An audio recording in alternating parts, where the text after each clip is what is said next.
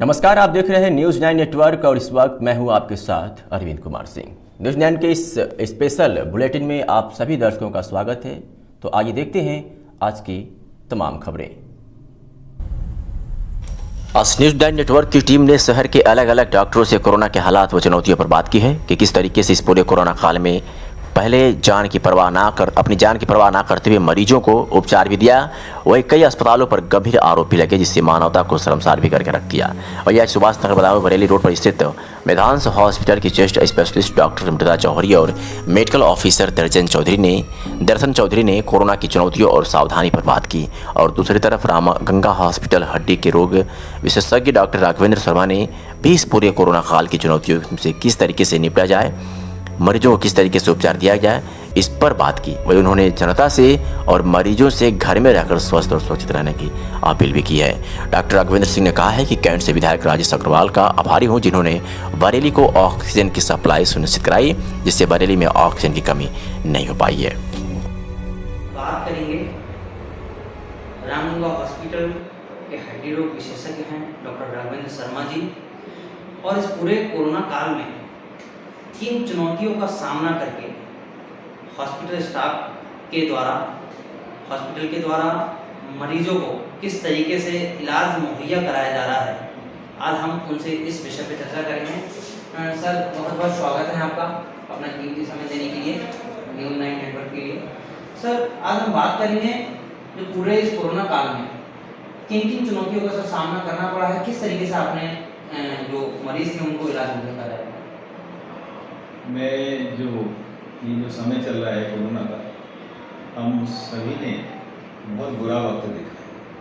यदि आज के दिन की बात करें तो आज बहुत सुधार है, स्थितियों में सुधार है, व्यवस्थाओं में सुधार है, और प्रभु की कृपा कह सकते हैं कि वायरल का जो इन्फेक्टिविटी, जो स्प्रेडिंग रेट है, वो भी थोड़ा कम है। इसी वजह से नए नए जो मरीज हैं वो कम आ रहे हैं, संख्या उसकी काफ़ी कम हो गई।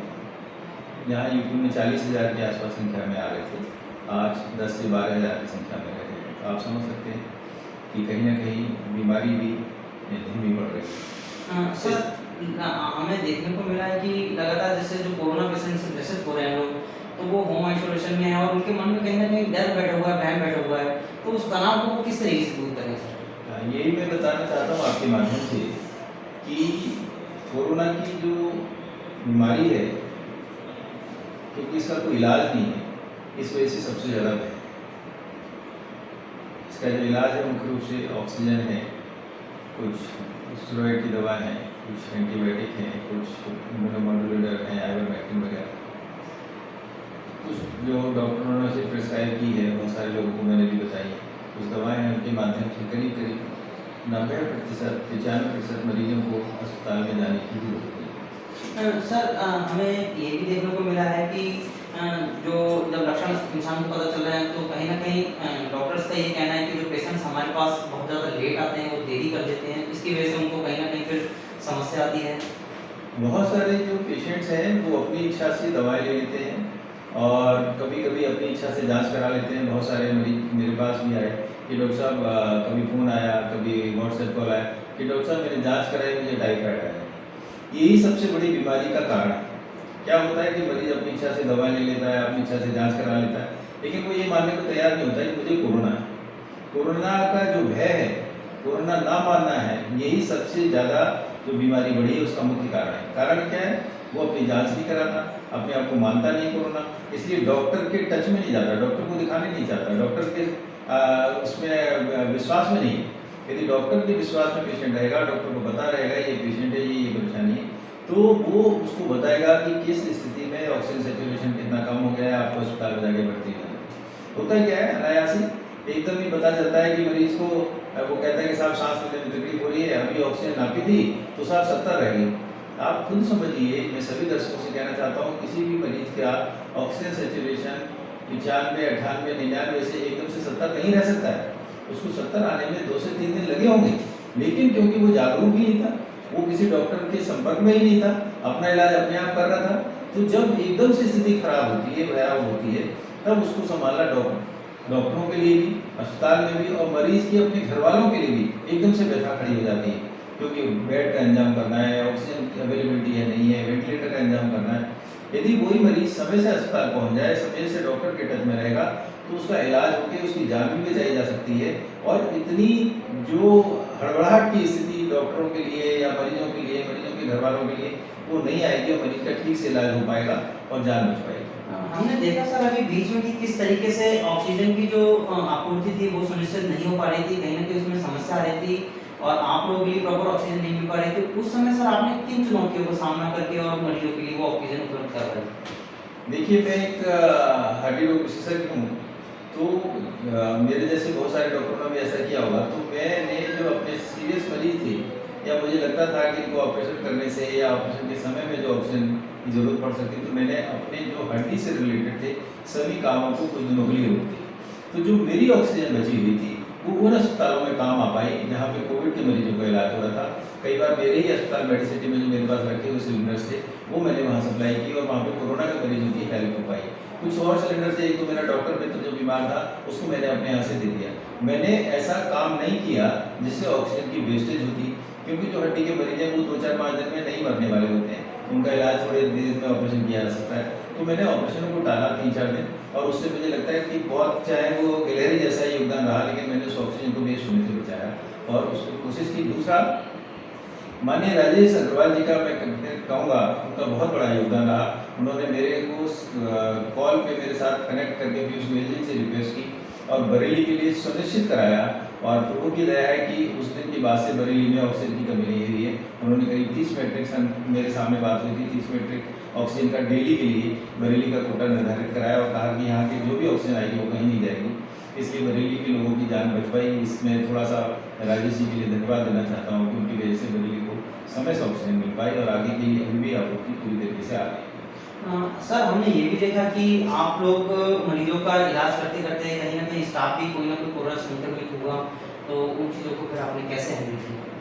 जितने भी मरीज हैं जो मेरे स्टाफ के हों, मेरे मिलने वाले हों, उन सबको मैंने प्रॉपर जो कोरोना की गाइडेंस है उसके हिसाब से बताया कि वो घर में, यदि जिन लोगों का सैचुरेशन 94-95 से ज़्यादा है वो घर में आइसोलेट रहें। जो प्रिस्क्राइब्ड मेडिसिन हैं जो डॉक्टर ने की है उनको दवाओं के लें। डेली अपना ऑक्सीजन सैचुरेशन उन्होंने नापा दिन में 2-3 बार और टेम्परेचर नापा। यदि किसी भी तरह की परिस्थिति कहीं पे भी खराब हुई तो उनको हॉस्पिटल में मैंने एडमिट कराया। ये मैं सभी लोगों से भी निवेदन करता हूँ, यदि किसी को कोई बीमारी पकड़ती है तो ऑक्सीजन सैचुरेशन को नापना सबसे महत्वपूर्ण है। कुछ ना भी हो तो ऑक्सीजन सैचुरेशन को नापते रहिए। किसी भी तरीके से किसी भी व्यक्ति का 94 से नीचे सैचुरेशन जाता है, 92 से नीचे जाता है, तो अपने आप को कोरोना ग्रस्त ही समझे। कोई जांच हुई है नहीं हुई है, सीधे जाके डॉक्टर से संपर्क करे, अस्पताल में भर्ती हो। 92 से कम है सैचुरेशन तो चिंता का विषय है, उसको अपने आप को कोरोना मान के अपना इलाज करवाना शुरू कर देना चाहिए। तुरंत डॉक्टर के पास जाना चाहिए, बाकी डॉक्टर फिर जाँच करके उसको कन्फर्म करेगा। कभी कभी RT-PCR नेगेटिव भी हो सकता है, CT नेगेटिव भी हो सकता है, लेकिन उसको कोरोना हो सकता है, क्योंकि जांच है 100% कोई भी सत्य नहीं होती है। लेकिन ऑक्सीजन सैचुरेशन बहुत महत्वपूर्ण है। यदि किसी को कोई बीमारी नहीं है और उसके बाद भी सैचुरेशन कम हो रहा है तो वो कोरोना ही माना जाए, ऐसा मेरा अपना सोच है। हमारे साथ बात करने के लिए तैयार हैं डॉक्टर दर्शन चौधरी जी, मेडिकल ऑफिसर हैं वेदांत हॉस्पिटल के। हम उनसे भी बात करेंगे कि किस तरीके से पूरे कोरोना काल में और जनता को सावधानी बरतनी है, क्या प्रिकॉशन लेने चाहिए। सर आपका बहुत बहुत स्वागत है, चैनल पे आपने समय दिया। सर आज देख रहे हैं कि आप पूरे देश के अंदर कोरोना महामारी फैली है बहुत तेज़ी से, जिससे जनता में हाहाकार मची हुई है। सर एक छोटा सा मैसेज आप क्या देना चाहेंगे कि किस तरीके से उसको प्रिकॉशन लेना चाहिए? सबसे पहले मैं जनता से ये अपील करूँगा कि जो सरकार ने इस समय लॉकडाउन किया उसका पालन करें। दूसरी चीज़, अपने घरों से कम निकलें और अगर निकले भी तो भीड़-भाड़ जगह पे ना जाएं, मास्क लगा के जाएं। और दूसरा, जनता से ये भी कहूँगा कि ऐसी कोई चीज़ ना खाएं जैसे कोई ठंडी चीज़ से परहेज रखें। दूसरी जो भी है हाई प्रोटीन डाइट लें और अपने अगर कोई जैसे मान लिया बुखार की दिक्कत होती है किसी को, क्योंकि आजकल कोरोना में लक्षण काफ़ी अलग मिल रहे हैं। मरीज बताता है साहब जाड़ा लगा है, बुखार आ रहा है, तो उसमें भी कोरोना पॉजिटिव पुष्टि हो रही है। तो ये है कि अगर जरा सा भी लापरवाही ना करें, सर्दी खांसी बुखार या कुछ ऐसा हो तो तुरंत जो भी नज़दीकी अस्पताल है या नज़दीकी जो भी सरकारी या प्राइवेट अस्पताल है क्लिनिक है उसको तुरंत डॉक्टर से संपर्क करें, उसको सही समय से और सही तरीके से इलाज करें। सर मरीज डर जा रहा है तो उसको बताया जा रहा है कि आपको कोरोना है। देखिए होता क्या है कि कोरोना ऐसा कोई वो नहीं है, कुछ लोग जो है कैंसर से भी इसमें मृत्यु हो रही है, तो इससे डरे ना। हर शरीर का अपना अपना वो है, किसी का क्षमता का भी न्यूट्रिशन पावर की भी बहुत बड़ा वो है कि ऐसा नहीं कि मान लिया मेरे को कोरोना है तो मेरे को कोई दिक्कत हो, तो ऐसा नहीं। कोरोना किसी को भी हो सकता है, जिसकी शरीर की क्षमता है, उस क्षमता के सही समय पे सही इलाज हो जाए, कोरोना से कुछ नहीं होगा। सर डरना आपका नहीं। कहने का मतलब है मनोबल की आपका अपना ना टूटने दें, बस मनोबल बना के हाँ, रखें। मनोबल ना टूटने दें और अपना जो है इलाज करें और सही खाएं पिए, अपना सब कुछ करें। ऐसा कुछ नहीं, कोरोना मतलब कोई ऐसे बीमारी नहीं है, महामारी है। इसका इलाज अगर समय से हो जाए तो इससे बचना संभव है। हमारे साथ आज बात करने के लिए तैयार हैं निदांस हॉस्पिटल की लेडी डॉक्टर हैं डॉक्टर मृंदा धौरी जी, चेस्ट स्पेशलिस्ट हैं। वो आज हमारे चैनल के माध्यम से बताएंगे कि इस पूरे कोरोना काल में उन्होंने किन किन चुनौतियों का और पूरे स्टाफ ने किन किन चुनौतियों का सामना करके मरीजों को ट्रीटमेंट दिया है, उनका उपचार किया है।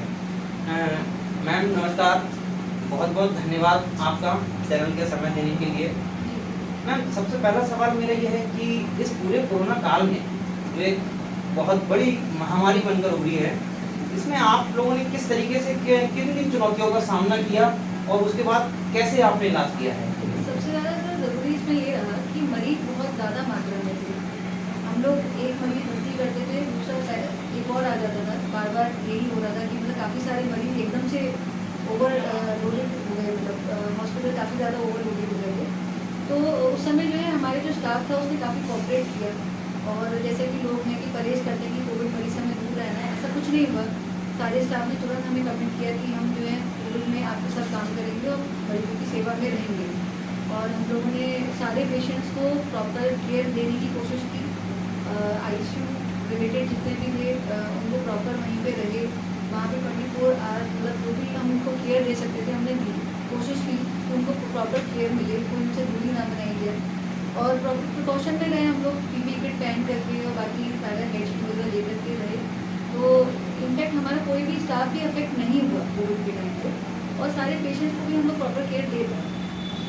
कई जगह मैम ऐसा देखने को मिला कि हॉस्पिटल में जो स्टाफ था वो भी कहीं ना कहीं संक्रमित हुआ, और कुछ ना कुछ थोड़ी बहुत शिकायत आती रही थी कि अब तो स्टाफ भी उससे संक्रमित हो रहा है। तो उस समय पे आप लोगों ने किस तरीके से सावधानी हम बरती? लोग का जो स्टाफ था वो वैक्सीनेटेड था पहले तो, और मैं कहूँगी कि वैक्सीनेशन ज़रूर कराना चाहिए, इसी चीज़ पे मैं कहूँगी, क्योंकि मेरे स्टाफ में अभी तक कोई भी स्टाफ अफेक्ट नहीं हुआ। ये ऊपर वाले की थोड़ा सा मतलब हम लोग पे रहम भी रहा, और जितने भी स्टाफ सेवा में लगे रहे कोई भी अफेक्टेड नहीं हुए। ये डॉक्यूमेंटेड है मेरा, कोई भी स्टाफ अफेक्ट नहीं हुआ, और सबने अच्छे से केयर किए सारे पेशेंट्स की। और पेशेंट से क्या पूछ सकते हैं, सब अच्छे से वो लोग खुश थे स्टाफ से कि हम लोग की केयर अच्छे से हो रही है यहाँ पे, और पेशेंट स्टाफ हमसे बात करता है, फिर देखता है हमारी प्रॉब्लम को समझता है, और डॉक्टर्स भी अपना राउंड लेते थे प्रॉपर टाइम पे। मैम अभी बीच में हमें देखने को मिला कि किस तरीके से ऑक्सीजन की बहुत ज़्यादा किल्लत हो रही थी, और ऑक्सीजन की बहुत ज़्यादा दिक्कत होने से और कई पेशेंट्स की जान गई जिनको ऑक्सीजन की आवश्यकता थी। तो उसमें आपने किस तरीके से चुनौतियों से निपटते हुए और जो पूरा ट्रीटमेंट दिया? तो पेशेंट देखिए बहुत ज़्यादा थे उस समय, और ये कहा जाए कि एकदम से इतना ज़्यादा लोड था कि ऑक्सीजन की क्राइसिस आ रही थी। सर इसमें हम लोगों ने यही किया कि जो जितने पेशेंट्स हम ले सकते थे, जिनको हम प्रॉपर ऑक्सीजन दे पा रहे थे, हम उतना ही लोड ले पा रहे थे उस समय। और अभी तो हमारे पास कैप्सूल है, और मतलब काफ़ी हम लोग बैकअप है कि हम लोग जो है अराउंड 150 सिलेंडर हम लोग बैकअप में हैं कि कोई दिक्कत नहीं आ रही है। प्रशासन भी अब मदद कर रहा है, मतलब हर तरीके से हमें ऑक्सीजन को मुहैया करा रहा है। अभी देखने में आया था कि आपके हॉस्पिटल को ऑक्सीजन की आवश्यकता थी, लेकिन जो अधिकारी हैं प्रशासन के उनसे कुछ हॉप भी हो गई। देखिए ऐसा कुछ भी नहीं हुआ था कि हॉट हो गया, मतलब ये है कि हम लोग एकदम से जब ऑक्सीजन थोड़ा सा क्राइसिस ही लगती थी तो हम लोग परेशान हो जाते थे, लेकिन ऐसा कुछ हुआ नहीं। प्रशासन ने मतलब अधिकतर हमको पूर्ण दिया, ऑक्सीजन पूर्णता दी है हमने, मतलब प्रशासन ने जितना हो सका हमको ऑक्सीजन देने में कोई कमी नहीं हुई।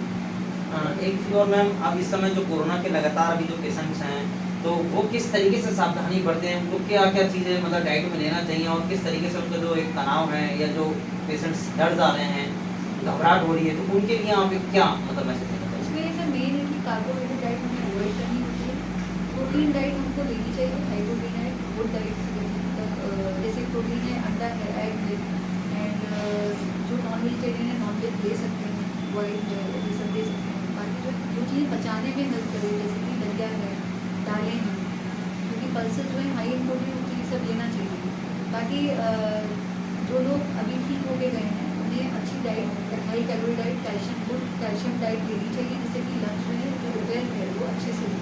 कि कुछ लोग तनाव में हैं मैम अभी भी, और मतलब डरे हुए हैं, तो उनके लिए आप वो तनाव को दूर करने के लिए क्या है? तनाव जो लोग ठीक हो चुके हैं उन्हें अब डरना नहीं चाहिए, थोड़ा सा हाँ अपने को मॉनिटरिंग में रखना चाहिए, लेकिन डरना नहीं चाहिए।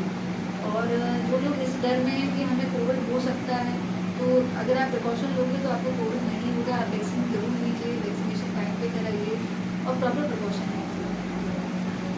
तो आपने देखा कि किस तरीके से जो डॉक्टर हैं मृदल धोरी जी, उन्होंने बताया कि आप प्रिकॉशन लें, सावधानी बरतें, हाथों को सैनिटाइज करते रहें, और डरने की कोई आवश्यकता नहीं है, क्योंकि कोई बहुत बड़ी एक बीमारी नहीं है। अगर आप सावधानी बरतेंगे तो इससे आप सही हो सकते हैं। राय रखिए। तो कैमरा पर्सन